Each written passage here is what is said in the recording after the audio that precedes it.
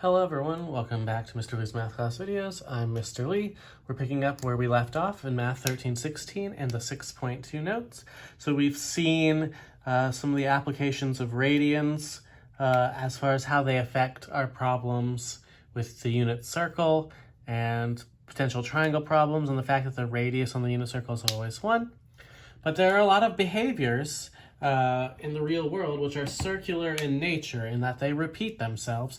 Think temperature, time of day, the relationship between those, it repeats about every 24 hours.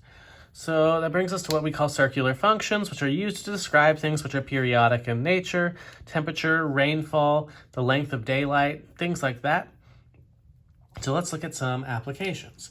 The temperature in a random city is modeled by the function t equals 70 minus 20 times the sine of pi x over 12, where x is hours since midnight. What is the temperature supposed to be at 5 p.m.? The first thing we really need to recognize is that 5 p.m. is what, 17 hours after midnight? Which is a fancy way of saying that x needs to be 17. So when we plug that in, the temperature is equal to 70 minus 20 times the sine of replacing x with 17 pi over 12.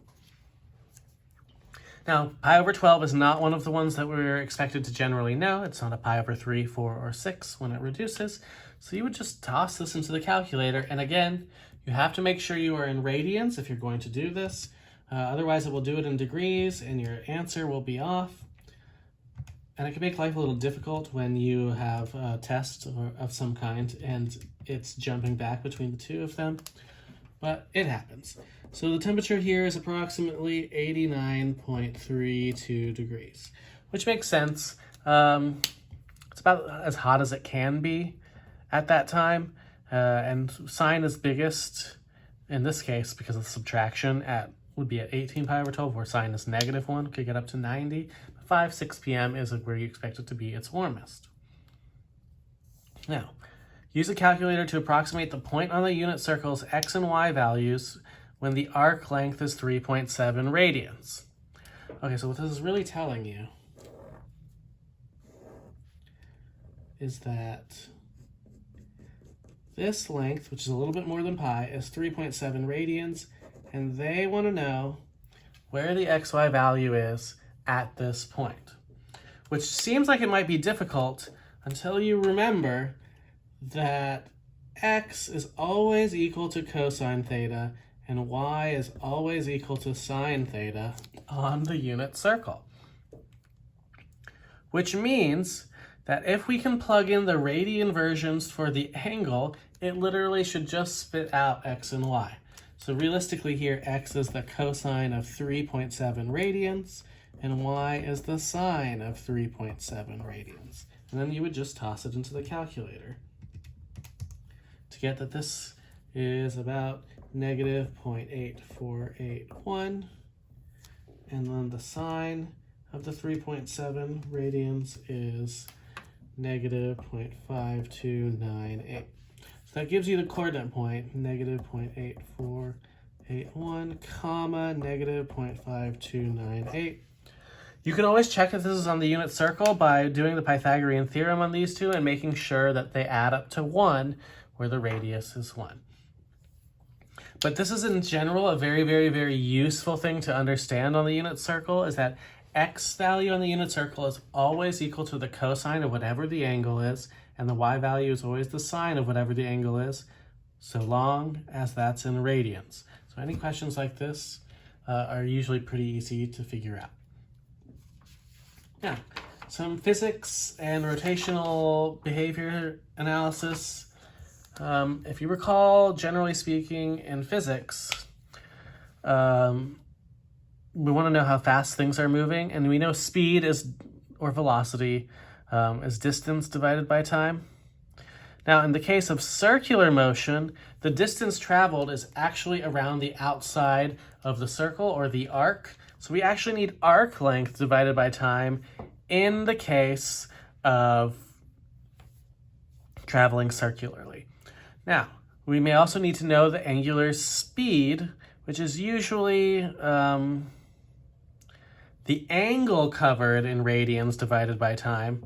And since velocity, that'll be s divided by t, and s equals r theta from our previous knowledge in 6.1, which is that the arc length is equal to the radius times the angle covered. You can substitute r theta in here to get velocity as r theta over t.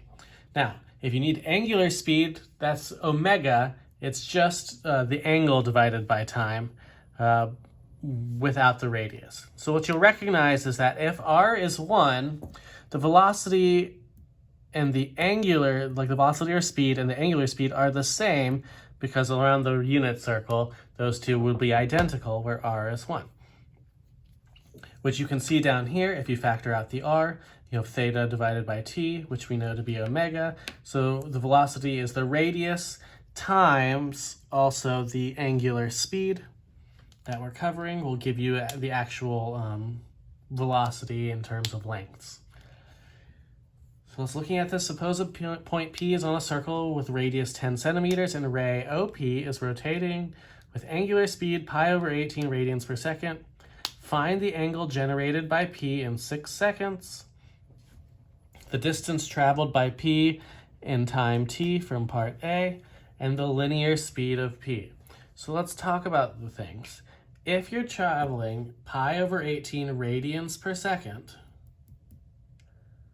how do you know what angle you're going to generate? Well, the angle is going to be what? Theta times t, in that if you manipulate this equation, W equals theta over t, and you multiply the t to the other side, the theta, which is the arc length, is equal to omega times t, which in this case is pi over 18 radians per second for 6 seconds, which should be pi over 3 radians. So that gives us theta as pi over 3 radians after that 6 seconds. Now, what's the distance traveled by P in that 6 seconds? So if you need total distance traveled, again, we know that speed is distance divided by time. So again, the distance is going to be dealing with the angular coverage times the radius in question. So if we cover pi over 3 radians as a distance, and we know r is 10, the distance is going to be pi over 3 radians times the radius, because it's in radians, which should be 10 pi over 3 centimeters in this case. This is pi over 3 radians times 10 centimeters per radian, because that's the way we can view radians. It's the length of the radius, and you multiply them together. Now, how would you find the linear speed? Well, the linear speed is kind of a simpler answer, in that to find linear speed, velocity is r times theta divided by t. Well, we just saw that our distance is our r times theta, so it's again, linear speed is still distance divided by time. So in our case, we covered 10 pi over 3 centimeters over 6 seconds. And if we divide those, you'll get 10 pi over 18 centimeters per second, which reduces to 5 pi over 9 centimeters per second. Now, could you have gotten this a little bit easier? Sure, all you would have had to do, as we see up here, to get the velocity, is take your angular speed and multiply it by the radius, so 10, which is the pi over 18, our angular speed, times the radius of 10, which would have been the same 10 pi over 18. So there's a few different ways you could have arrived at that same conclusion, and we'll continue in the next video.